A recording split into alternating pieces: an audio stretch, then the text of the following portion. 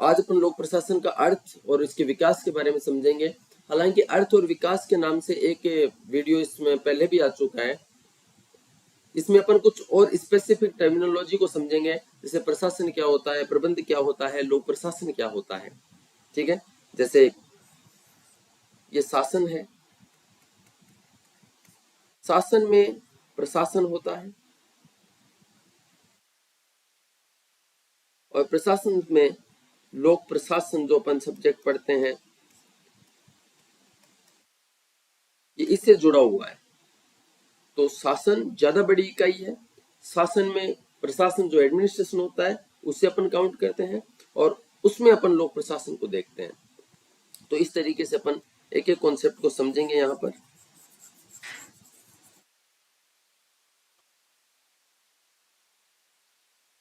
प्रशासन के लिए जो इंग्लिश में वर्ड है वो है एडमिनिस्ट्रेशन। ये अंग्रेजी शब्द है एडमिनिस्ट्रेशन, जो कि लैटिन भाषा के एडमिनिस्ट्रेशन से बना है, जिसमें मिनिस्ट्रियल का मतलब होता है कार्यों को व्यवस्थित करना, देखभाल करना और सेवा प्रदान करने से है।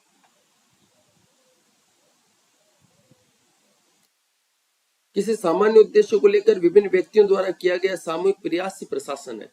डेफिनेशन तो प्रशासन की ही होती है। सामूहिक प्रयास, प्रशासन, उद्देश्य, विभिन्न व्यक्ति, तीन वर्ड्स इसमें देखने को मिल रहे हैं अपने को कि किसी सामान्य उद्देश्य को लेकर विभिन्न व्यक्तियों द्वारा किया गया सामूहिक प्रयास ही प्रशासन कहलाता है।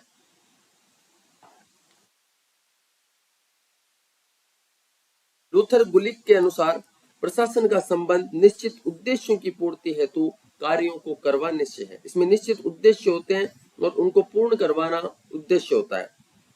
प्रशासन की विशेषताएं क्या है? प्रशासन एक सार्वभौमिक प्रक्रिया है। प्रशासन के दो प्रकार हैं, एक लोक प्रशासन और एक निजी प्रशासन। ये अपने सिलेबस में टॉपिक भी दिया हुआ है। इस टॉपिक के बाद में मतलब पहला टॉपिक है लोक प्रशासन, अर्थ और विकास, और इसके आगे आप देखेंगे तो अगला है निजी प्रशासन और लोक प्रशासन क्या होता है। तो प्रशासन के दो प्रकार होते हैं, एक लोक प्रशासन होता है और दूसरा निजी प्रशासन होता है। क्या है इनको अपन डिटेल में समझेंगे आगे। अभी केवल आप इतना ध्यान रखो कि प्रशासन के दो प्रकार होते हैं, लोक प्रशासन और निजी प्रशासन। प्रशासन में कुछ निश्चित उद्देश्यों को लेकर विभिन्न व्यक्तियों द्वारा सामूहिक प्रयास किया जाता है। प्रशासन शब्द का प्रयोग बड़े और विशाल संगठनों के लिए किया जाता है। प्रशासन के उद्देश्य और इसमें काम करने वाले व्यक्तियों के उद्देश्यों में भिन्नताएं हो सकती हैं, वो अलग अलग हो सकते हैं। प्रशासन का दृष्टिकोण, प्रबंधकीय दृष्टिकोण। प्रबंधकीय दृष्टिकोण का मानना है कि प्रशासन में पोस्ट कोर भी है। अपन आगे देखेंगे पोस्ट कोर को और ज्यादा डिटेल में।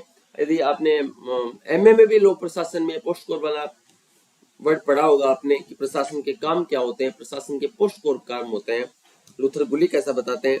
तो पोस्ट कोर से संबंधित गतिविधियां संपन्न करने वाले उच्च अधिकारी प्रशासन में भाग लेते हैं, अर्थात संगठन में केवल उच्च स्तरीय निर्णय लेने वाले और उनका क्रियान्वयन करने वाले व्यक्ति ही प्रशासन का भाग है। अतः प्रबंधकीय दृष्टिकोण को संकुचित दृष्टिकोण माना जाता है। प्रशासन ज्यादा विस्तृत है प्रबंध से। दूसरा एक एकीकृत दृष्टिकोण है। इसमें मतलब है एकीकृत कर लिया जाता है, प्रशासन और प्रबंध को एक ही मान लिया जाता है। यानी इस दृष्टिकोण का मानना है कि संगठन में सभी कार्य और प्रक्रिया, चाहे वे किसी भी स्तर के कर्मचारी द्वारा संपन्न की जाए, प्रशासन का ही भाग होते हैं। उस पदाधिकारी, तकनीकी कर्मचारी, लिपिकीय वर्ग, सहायक कर्मचारी भी प्रशासन का महत्वपूर्ण अंग होते हैं। एकीकृत दृष्टिकोण को व्यापक दृष्टिकोण माना जाता है। अब जैसा मैंने आपको बताया था कि ये शासन है, शासन में प्रशासन होता है और प्रशासन में है लोक प्रशासन। जो अपना सब्जेक्ट है यहाँ पर लोक प्रशासन। लोक प्रशासन प्रशासन का वह भाग है जो एक विशिष्ट राजनीतिक व्यवस्था के अंतर्गत रहकर राजनीतिक निर्णयों को कार्य रूप में लागू करता है। एपलबी के अनुसार नीति निर्माण ही लोक प्रशासन है। साइमन साहब कहते हैं कि साधारण प्रयोग में लोक प्रशासन का अर्थ होता है राष्ट्रीय, प्रांतीय, स्थानीय सरकारों की कार्यपालिका शाखाओं की क्रियाओं से, यानी उनके फंक्शन से, उनके प्रोसेस से। प्रशासन और लोक प्रशासन में क्या अंतर है ये अपन देखते हैं। जैसा कि मैंने बताया, प्रशासन ज्यादा व्यापक है और शासन प्रशासन से ज्यादा व्यापक है। ठीक है, डायग्राम्स मैंने आपको बताया। तो प्रशासन व्यापक दृष्टिकोण है और लोक प्रशासन संकुचित दृष्टिकोण है, लेकिन तुलनात्मक रूप में। इसके जब अपन तुलना करते हैं तो संकुचित दृष्टिकोण है, क्योंकि प्रशासन का भाग है। प्रशासन एक प्रक्रिया है और लोक प्रशासन एक तंत्र है, जिसके द्वारा विभिन्न जन कल्याणकारी कार्य संपन्न किए जाते हैं। प्रशासन का संबंध विभिन्न लोगों से कार्य करवाने से है। ये द्विअर्थी है, विषय और तंत्र। किसी सामान्य उद्देश्य को लेकर विभिन्न व्यक्तियों द्वारा किया गया सामूहिक प्रयास प्रशासन है। शासन और लोक प्रशासन क्या है? तो शासन और लोक प्रशासन तो मतलब शासन बहुत ज्यादा व्यापक है इस लोक प्रशासन से, क्योंकि इसके बीच में प्रशासन भी आ जाता है और फिर लोक प्रशासन आता है, तो बहुत ज्यादा व्यापक है। शासन का संबंध सरकार से है, जबकि लोक प्रशासन का संबंध नौकरशाही से है। शासन का संचालन जनता द्वारा चुने हुए प्रतिनिधियों द्वारा किया जाता है, राइट, जबकि लोक प्रशासन का संचालन सरकार द्वारा नियुक्त अधिकारियों द्वारा किया जाता है। जो प्रशासनिक अधिकारी होते हैं, आरएस, आईएएस जैसे अधिकारी होते हैं, जिन्हें सरकार नियुक्त कर दी है, इनके द्वारा किया जाता है। जबकि शासन में जनता के प्रतिनिधि, एमएलए, एमपी ये लोग होते हैं। शासन को निर्देश संविधान से प्राप्त होता है और लोक प्रशासन सरकार के निर्देशन पर कार्य करते हैं। शासन यानी जो सरकार है, जो जनता द्वारा चुने गए प्रतिनिधि हैं, वो जनता के प्रति उत्तरदायी होते हैं, इन्हें जन सेवक कहा जाता है।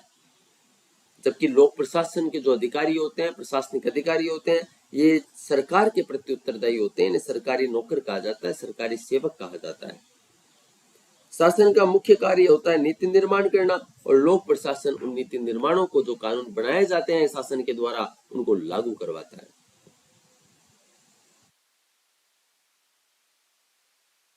आगे अपन देखें, प्रशासन और प्रबंधन की बात करते हैं। प्रबंध, मैनेजमेंट। प्रशासन या संगठन का वह भाग जो संसाधनों के समुचित उपयोग, उसमें समन्वय और संगठन के लक्ष्यों की प्राप्ति के क्रम में उनका संचालन करवाता है, वो प्रबंधन है। प्रबंध द्वारा प्राय गुलिक द्वारा प्रतिपादित पोस्ट कोर संबंधित कार्य संपन्न किए जाते हैं। प्रबंधन काम क्या करता है, मैनेजमेंट काम क्या करता है? तो मैनेजमेंट जो काम करता है, ये काम है पोस्ट कोर। क्या है, इसको डिटेल में देखेंगे अपन पोस्ट कोर को। प्रशासन और प्रबंध क्या होता है, पहले अपन इसको समझते हैं। देखो, अपन ने ये देखा शासन, शासन में प्रशासन, फिर लोक प्रशासन। इस लोक प्रशासन में प्रबंध है, यानी प्रशासन ज्यादा व्यापक हो गया, जबकि प्रबंध क्या है? प्रशासन का अंग है। प्रबंध प्रशासन का अंग है, ये संकुचित अवधारणा। प्रशासन का मुख्य कार्य है संगठन के लक्ष्यों को निर्धारित करना, जबकि प्रबंध ये जो लक्ष्य हैं, जो निर्धारित किए गए हैं, इनको प्राप्त करने का प्रयास करता है। प्रशासन संगठन में प्रभावी निर्देशन सुनिश्चित करता है, जबकि प्रबंध संगठन में प्रभावी कार्य निष्पादन सुनिश्चित करता है। प्रशासन और प्रबंधन से संबंध विभिन्न विचारधाराएं, इसमें अमेरिकन और एंग्लो विचारधारा चलती है। एंग्लो का मतलब इसको यूरोपियन महाद्वीपीय विचारधारा भी बोलते हैं। ये ब्रिटेन से संबंधित है, आंग्ल विचारधारा है।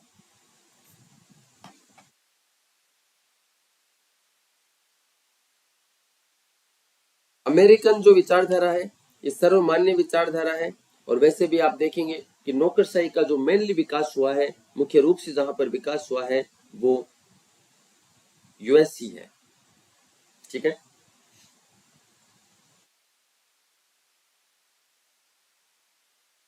फिर अपन आगे चलते हैं। तो ये सर्वमान्य विचारधारा है, हर जगह पे लागू है, हर देश अपनाता है इसको। इसका मानना है कि प्रशासन व्यापक है तथा प्रबंध इसमें सम्मिलित है। जबकि एंग्लो अमेरिकन जो विचारधारा है, इस विचारधारा का मानना है कि प्रबंध एक व्यापक शब्द है जिसमें प्रशासन सम्मिलित है। तो ये प्रबंध को ज्यादा इंपॉर्टेंस देता है और यहाँ पर प्रशासन को ज्यादा इंपॉर्टेंस दी जाती है। जबकि जो तीसरी विचारधारा है, इसका मानना है कि दोनों एक दूसरे के पूरक हैं दोनों एक दूसरे के पर्यायवाची हैं, इनमें कोई ज्यादा डिफरेंस नहीं है, बल्कि ये तो एक दूसरे पर इंटरडिपेंडेंट है, ऐसा मानना है तीसरी विचारधारा का। जो पहली विचारधारा है जिसमें प्रशासन को ज्यादा व्यापक माना जाता है, शुल्ज रॉबिन्सन ने इसका समर्थन किया है। डेनियल लुंडी का मानना है कि प्रबंध ज्यादा महत्वपूर्ण है, ज्यादा व्यापक है। और यहाँ पे उर्विक फोलेट, मेरी पार्कर फोलेट, उर्विक और MP शर्मा ये प्रशासन और प्रबंध को एक दूसरे का पूरक मानते हैं। लोक प्रशासन की प्रकृति के बारे में अपन बात करें तो प्रबंधकीय एकीकृत प्रबंधकीय प्रकृति, इस दृष्टिकोण का मानना है कि लोक प्रशासन की प्रकृति केवल उच्च स्तरीय प्रशासकीय निर्णय लेने, नीतियों व कानूनों के व्यवहारिक क्रियान्वयन को सुनिश्चित कराने से है। यानी संगठन में उत्तरदायी उच्च पदों पर आसीन व्यक्ति उनके कार्य लोक प्रशासन की प्रकृति को स्पष्ट करते हैं। इसके समर्थक है साइमन और स्मिथ बर्न, दोनों अलग अलग व्यक्ति हैं, ठीक है। और एकीकृत दृष्टिकोण है, ये संगठन में उच्च स्तर से लेकर निम्नतम स्तर तक कार्यरत समस्त कार्मिकों की क्रियाओं का को यह दृष्टिकोण लोक प्रशासन की प्रकृति में सम्मिलित करता है। इसके समर्थक हैं विलोबी और वाइट। लोक प्रशासन एक विज्ञान है या कला है, तो इसके समर्थक हैं यानी विज्ञान या कला के रूप में मानने वाले लोग हैं विलोबी, विल्सन। लोक प्रशासन विज्ञान के रूप में, लोक प्रशासन विज्ञान है या नहीं है। देखो विज्ञान में दो चीजें, जैसे अपने साइंस में पॉलिटिकल साइंस में पढ़ा है कि राजनीति विज्ञान विज्ञान है या नहीं है। तो विज्ञान में आपको पता है क्रमबद्धता पाई जाती है और सार्वभौमिकता पाई जाती है, दो वर्ड आपको याद रखने हैं और यही बताना है। जो विज्ञान मानने वाले हैं वो यही मानते हैं कि लोक प्रशासन में भी इस विज्ञान की तरह सार्वभौमिकता और क्रमिकता पाई जाती है। तो लोक प्रशासन में विज्ञान की भांति सर्वमान्य सिद्धांत और नियम होते हैं। ये सिद्धांत सार्वभौमिक होते हैं, जैसे पद सोपान हर व्यवस्था में पाया जाता है। आदेश की एकता, नियंत्रण का क्षेत्र, ये एक एक टर्मिनोलॉजी है जिनके ऊपर क्वेश्चन आते हैं, ठीक है। आदेश की एकता क्या होती है, नियंत्रण का क्षेत्र क्या होता है, इन पे अलग से प्रश्न पूछे जाते हैं, तो इनको अपन डिटेल में देखेंगे। और जब अपन डिटेल में देख लेंगे इसको, देखो सिलेबस वाइज चलना जरूरी है, लेकिन इसको डिटेल में देख लेंगे तब आपको वापस एक बार इस PDF को आप पढ़ोगे तो आपको आराम से समझ में आएगी है। लोक प्रशासन में विज्ञान की भांति विभिन्न वैज्ञानिक विधियां प्रयुक्त की जाती हैं। उदाहरण कैपिटल पथ मेथड, पर्ट। लोक प्रशासन विज्ञान की भांति मूल्य मुक्त है, ठीक है। जैसे विज्ञान में मूल्यों का कोई स्तर नहीं होता है, वैसे ही इनका मानना है कि विलोबी जोएन का मानना है कि लोक प्रशासन भी विज्ञान की भांति मूल्य मुक्त है। लोक प्रशासन में भी भविष्यवाणियां की जा सकती है। लोक प्रशासन के विशेषज्ञ चिकित्सक, इंजीनियर, मनोवैज्ञानिक की भांति परामर्शदाता की भूमिका निभा रहे हैं। लोक प्रशासन के प्रमुख ग्रंथ अर्थशास्त्र, रिपब्लिक, आईन अकबरी इस विषय को प्रमाणिक और वैज्ञानिक आधार प्रदान करने में सहायक हैं। लोक प्रशासन कला के रूप में महादेव प्रसाद शर्मा, जिन्हें भारत में लोक प्रशासन का पिता कहा जाता है, ये इसके समर्थक हैं जो लोक प्रशासन को एक कला मानते हैं। प्रशासन बनने के लिए विशिष्ट प्रतिभा की आवश्यकता होती है, उसी प्रकार विशिष्ट प्रतिभा का धनी व्यक्ति ही अच्छा कलाकार हो सकता है। प्रशासन कला की भांति व्यक्तित्व पर निर्भर करती है। प्रत्येक कलाकार में सृजनात्मक क्षमता होती है, ठीक उसी प्रकार एक प्रशासन भी सृजनात्मक क्षमता के माध्यम से नवाचार करते हैं। प्रशासन कला की भांति देश काल के अनुसार परिवर्तित होता है। प्रत्येक कला के अभिव्यक्ति हेतु माध्यम की आवश्यकता होती है, उसी प्रकार एक प्रशासन के माध्यम संगठन की नीतियां और संगठन का परिवेश है। कलाकार बनने के लिए प्रशिक्षण और अभ्यास की आवश्यकता होती है और एक अच्छा प्रशासनिक अधिकारी बनने के लिए भी उसमें कौशल, दक्षता के विकास के लिए प्रशिक्षण की आवश्यकता होती है। जिस प्रकार कला का विकास धीरे धीरे हुआ है, उसी प्रकार प्रशासन का भी विकास निरंतर हो रहा है। निष्कर्ष रूप में कहा जा सकता है कि लोक प्रशासन न तो कला है न विज्ञान है, बल्कि सामाजिक विज्ञान का एक विकसित होता विषय है। लोक प्रशासन का क्षेत्र, संकुचित दृष्टिकोण में अपन बात करें तो लोक प्रशासन का संबंध केवल कार्यपालिका से माना जाता है, जिसका काम होता है विधायिका द्वारा बनाए गए कानूनों का क्रियान्वयन करना। लेकिन विधायिका और न्यायपालिका लोक प्रशासन क्षेत्र में सम्मिलित नहीं होते हैं। इसके समर्थक हैं साइमन और स्मिथ बार्न। व्यापक दृष्टिकोण में अपन बात करें तो ये प्रशासन का संबंध तीनों अंगों व्यवस्थापिका, कार्यपालिका और न्यायपालिका से मानता है। ज्यादा व्यापक है, ज्यादा विस्तृत दृष्टिकोण है। पोस्ट कॉर्प दृष्टिकोण, नाम याद रखना अभी आप। पोस्ट कॉर्प की जो अवधारणा है वो लूथर गुलिक ने दी है, बहुत इंपॉर्टेंट है। पी का मतलब है प्लानिंग, ओ का मतलब ऑर्गेनाइजिंग, एस का मतलब है स्टाफिंग, डी का मतलब डायरेक्टिंग या निर्देशन देना, कोऑर्डिनेशन, आर का मतलब है रिपोर्टिंग, पी का मतलब है बजटिंग और ई का मतलब है एवेल्युएशन। ठीक है, पोस्ट कॉर्प को अपन डिटेल में पढ़ेंगे जब लूथर गुलिक को पढ़ेंगे। यहाँ पे हालांकि अर्थ दिया गया है सबका। आलोचनाएं, प्रशासन का मुख्य कार्य नीति निर्माण, मूल्यांकन, जनसंपर्क है, जो पूरे पोस्ट कॉर्प सिद्धांत से गायब है। जन कल्याण, जो लोक प्रशासन का दर्शन है, पोस्ट कॉर्प सिद्धांत में कहीं भी दिखाई नहीं देता है। पोस्ट कॉर्प मानव संबंध उपागम, बहुत इंपॉर्टेंट, मानव संबंध उपागम। ठीक है, मैरी पार्कर फोलेट इससे जुड़े हुए हैं। तो पोस्ट कॉर्प जो है लूथर गुलिक की थ्योरी है, ये मानव संबंध उपागम का विरोधी है, क्योंकि ये मानव को एक मशीन मान लेता है। आगे समझेंगे अपन, अभी आप पहली बार पढ़ रहे हैं तो थोड़ा कम समझ आएगा, लेकिन इतना ध्यान रखो कि पोस्ट कॉर्प मानव संबंध उपागम का विरोधी है, जिसमें मानवीय संबंधों को स्थान नहीं दिया गया। इसमें मनुष्य को एक मशीन माना गया है। ये सिद्धांत लोक प्रशासन की केवल प्रबंधकीय नीति की व्याख्या करता है।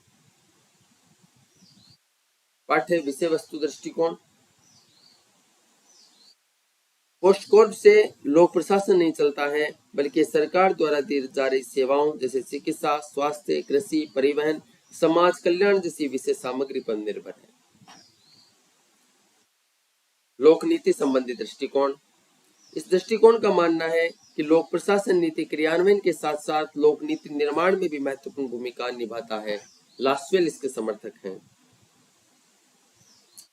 लोक निजी प्रशासन दृष्टिकोण, बहुत इंपॉर्टेंट, ये आगे पढ़ेंगे अपन, डिटेल में पढ़ेंगे इसको। इसमें दो विचारधाराएं आती हैं, एक तो जो मानती है कि लोक निजी में अंतर नहीं होता है, और दूसरा है लोक और निजी में अंतर होता है। इसका क्या मतलब है? तो लोक निजी प्रशासन का मतलब है कि एक तो निजी क्षेत्र में अपना व्यवहार कैसा है एक प्रशासनिक अधिकारी का, और दूसरा लोक यानी सार्वजनिक स्थान पर उसका व्यवहार किस तरीके का होता है। तो इन दोनों को प्रबंध करना, इनको मैनेज करना। ठीक है, जैसे अपन और साधारण भाषा में अपन समझे तो जैसे टीचर्स के लिए एक ये नैतिक दायित्व की तरह हो जाता है कि आप हर जगह पे नहीं बैठ सकते हैं, आप क्योंकि एक आइडियल हो जाते हैं आप स्टूडेंट के लिए, स्टूडेंट आपको फॉलो करता है। ठीक है, तो सार्वजनिक स्थान पर आप किस तरीके का व्यवहार करते हैं, जैसे हो सकता है वो टीचर ड्रिंक करता हो, लेकिन वो सार्वजनिक तरीके से ड्रिंक नहीं कर पाएगा। ठीक है, जैसा कि ठीक है, तो सार्वजनिक संबंध अलग तरीके का होता है, निजी संबंध अलग तरीके का होता है। ऐसे प्रशासनिक अधिकारी, जैसे आप किसी एरिया में रहते हैं तो वहां पे उनके रिलेटिव्स हो सकते हैं, तो उनके साथ में अगर कोई रिलेटिव ने मान लो क्राइम कर दिया है, तो प्रशासन जो अधिकारी है, प्रशासनिक अधिकारी है, जैसे कोई कलेक्टर है उस एरिया का, तो वो ना तो उस जो उसका रिलेटिव है उसे ना तो मतलब उसने कोई क्राइम कर दिया है तो लीगल तरीके से चलेगा वो, लेकिन निजी संबंध भी है उस व्यक्ति से उसके, तो ऐसा भी नहीं हो सकता है कि आप बिल्कुल ही उसको इग्नोर ही कर दें, नहीं कर पाएंगे। ये एक इमोशनल इंटेलिजेंस टॉपिक आता है अपने सिलेबस में, उससे कोरिलेट करता है ये टॉपिक। डिटेल में इसको समझेंगे आगे तो समझ आएगा।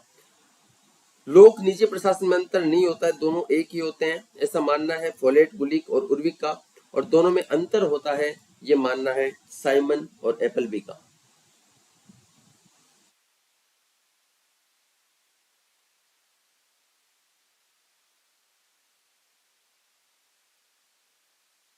आधुनिक दृष्टिकोण, आधुनिक दृष्टिकोण लोक प्रशासन का क्षेत्र परिवर्तित परिस्थितियों के अनुसार परिवर्तनशील होता है, यानी जिस प्रकार राज्य के कार्य क्षेत्र में वृद्धि होती है उसी प्रकार लोक प्रशासन का कार्य क्षेत्र भी बढ़ता जाता है। जैसे राज्य कार्य क्षेत्र में वृद्धि का मतलब है कि पहले जब अपना देश आजाद हुआ था तब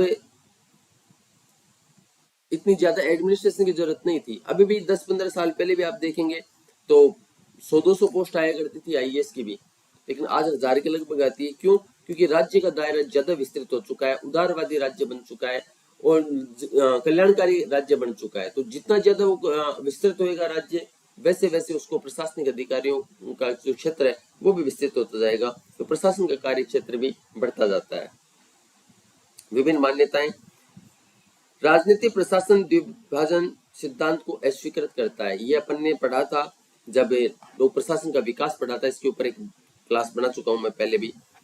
तो राजनीतिक प्रशासन द्विभाजन जो सिद्धांत है उसको अस्वीकार कर देता है, यानी ये जो लोक और निजी प्रशासन समान है ऐसा मानता है।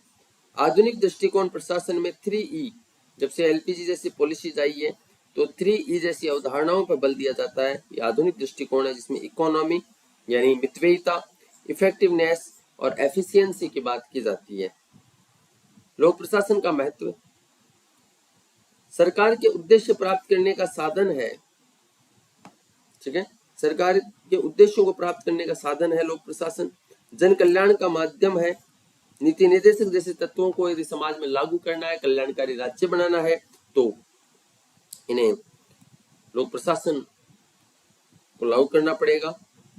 एकता, अखंडता और शांति व्यवस्था बनाए रखने के लिए आवश्यक है। लोकतंत्र का वाहक और रक्षक है। सामाजिक आर्थिक परिवर्तनकर्ता के रूप में लोक प्रशासन। सामाजिक परिवर्तन के रूप में कैसे? बाल विवाह, सती प्रथा, पर्दा प्रथा, दहेज आदि कुरीतियों का समाधान प्रशासन द्वारा निर्मित सामाजिक नीतियों, सामाजिक नियमों के माध्यम से समाधान करने के प्रयास किए जाते हैं। आर्थिक परिवर्तनकर्ता के रूप में बेरोजगारी, गरीबी, समाजवाद, पूंजीवाद में सामंजस्य, आर्थिक संसाधनों का सही दिशा में प्रयोग करना इत्यादि महत्वपूर्ण कार्य किए जाते हैं। सभ्यता, संस्कृति और कला के संरक्षणकर्ता के रूप में भी लोक प्रशासन की महत्वपूर्ण भूमिका है। ये जो अपनी विविधताएं हैं, विरासत है, उनका संरक्षण करता है। विधि और न्याय प्रदान करने के रूप में भी लोक प्रशासन की महत्वपूर्ण भूमिका है। लोक प्रशासन का कर्तव्य है कि संविधान द्वारा निर्मित कानून, नियम, नीतियों, निर्धारित मापदंडों के अनुसार राजकीय कार्यों का संचालन किया जाए। विधि का उल्लंघन करने वाले व्यक्ति को दंडित किया जाए। न्यायपालिका के निर्णयों की पालना सुनिश्चित की जाए। आजीविका का माध्यम है लोक प्रशासन। अधिकतर देशों की जो कार्यशील जनसंख्या का एक बड़ा हिस्सा राजकीय सेवाओं में कार्य करता है। एक अनुमान के अनुसार भारत में लगभग 2 करोड़, यूएसए में 18%, फ्रांस में 33%, स्वीडन में 38% लोग राजकीय सेवाओं में कार्यरत हैं। अधिकतर देशों की जो कार्यशील जनसंख्या का एक बड़ा हिस्सा राजकीय सेवाओं में लोक प्रशासन अध्ययन के विषय के रूप में। लोक प्रशासन के अध्ययन से शैक्षणिक ज्ञान के साथ साथ प्रशासन की एक समझ विकसित होती है। दूसरी ओर राजकीय सेवाओं में कार्य, इसका अध्ययन करने वालों में अच्छे नागरिक बनने के गुणों का भी विकास होता है। तो कुछ डेफिनेशंस हैं।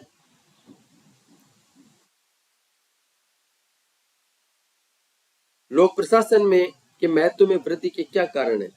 महत्व का मतलब कि आज आप खुद ही देख लीजिए, पहले कितनी पोस्ट आया करती थी, आज कितनी पोस्ट आती हैं। तो इसका महत्व क्यों बढ़ता जा रहा है? क्यों? क्योंकि अब पुलिस राज्य नहीं रहा, अब लोक कल्याणकारी राज्य बन गया। अपन उदारवाद में पढ़ा है पुलिस राज्य और लोक कल्याणकारी राज्य। जनसंख्या वृद्धि हो गई। लोक प्रशासन में के महत्व में वृद्धि के क्या कारण है? पर्यावरणीय निम्नीकरण, अकाल, सूखा, बाढ़, ग्लोबल वार्मिंग, तो आपदा से निपटने के लिए लोक प्रशासन की महत्वपूर्ण भूमिका है। वर्ग संघर्ष, सांप्रदायिक दंगे, जातीय हिंसा, इनसे निपटने के लिए लोक प्रशासन की ज्यादा इंपोर्टेंस है। नस्ल भेद, साइबर क्राइम, औद्योगिक क्रांति, आतंकवाद, नक्सलवाद, कुल मिलाकर के जो समाज की जो समस्याएं आप देख रहे हैं, उन सभी समस्याओं से निपटान के लिए, उनके हल के लिए, उनके समाधान के लिए लोक प्रशासन की भूमिका ज्यादा महत्वपूर्ण बन जाती है। एलपीजी जैसी पॉलिसी को जब अपनाया गया है तो लोक प्रशासन का स्वरूप ही बदल गया। अब रिगनिज्म, थेचरिज्म पर आधारित राज्य बन चुका है। तो उसके जैसे निजीकरण को अपनाया जा रहा है तो निजीकरण को संभालने के लिए, उस मैनेजमेंट को संभालने के लिए अब जिस प्रशासन की जरूरत पड़ रही है वो भी लोक प्रशासन के माध्यम से आएगा। तो 1990 के बाद में भारत ने एलपीजी पॉलिसी अपनाई। उसके बाद में राज्य गैर नौकरशाहीकरण पर बल दे रहा है, बस बैलेंस सिद्धांत की बात कर रहा है। लोक प्रशासन नियंत्रणकर्ता के स्थान पर प्रोत्साहनकर्ता बन गया है। प्रशासन में 3E का समावेश हो गया है। अब लोक प्रशासन में जनसंपर्क और जन सहभागिता पर बल दिया जाता है। नागरिक अधिकार पत्र, आरटीआई, सामाजिक अंकेक्षण, उपभोक्ता संरक्षण जैसे नवाचार किए जा रहे हैं। प्रशासन में सूचना प्रौद्योगिकी का प्रयोग और ज्यादा बढ़ रहा है। प्रशासनिक नीतियों के निर्धारण में वर्ल्ड में बैंक, IMF, UNO आदि की भूमिकाएं ज्यादा बढ़ती जा रही हैं। विकासशील और विकसित देशों में लोक प्रशासन की भूमिका, ये भी अलग से टॉपिक है। विकसित देशों में और विकासशील देशों में लोक प्रशासन, थोड़ा बहुत यहाँ पे समझते हैं, फिर डिटेल में आगे समझेंगे। विकसित देशों के प्रशासन की क्या विशेषताएं हैं? विकसित देशों का प्रशासन विकेंद्रीकृत प्रशासन है। राष्ट्रीय कानूनों के प्रति प्रतिबद्धता है। पारदर्शिता युक्त, जवाबदेही और उत्तरदायी प्रशासन बन गया है। पेशेवर नौकरशाही है, यहाँ पर प्रोफेशनल ब्यूरोक्रेसी देखने को मिलती है। जन सहभागिता युक्त प्रशासन है, यहाँ पर प्रशासनिक संरचना तार्किक है और स्वतंत्र है। जबकि विकासशील देशों के प्रशासन में अभी भी भ्रष्टाचार और लाल फीताशाही देखी जाती है। प्रशासन वैसे ही चल रहा है जो इन्हें औपनिवेशिक विरासत में मिला था। यहाँ पर जन सहभागिता की कमी है। प्रशासन में प्रतिबद्धता का अभाव है। संक्रमणकालीन प्रशासनिक व्यवस्था है भी, अक्रमण्यता और रूढ़िवादिता है। पुराना जो ढर्रा चला रहा है उसे निकला नहीं जा रहा है। प्रशासन की भूमिका,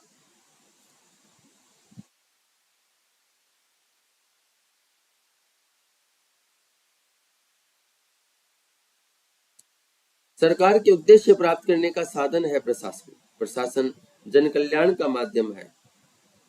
एकता, अखंडता व शांति व्यवस्था बनाए रखना प्रशासन का मुख्य कार्य बन चुका है। लोकतंत्र का वाहक और रक्षक है प्रशासन। प्रशासन सामाजिक आर्थिक परिवर्तन करता है। सभ्यता, संस्कृति, कला का संरक्षण करता है।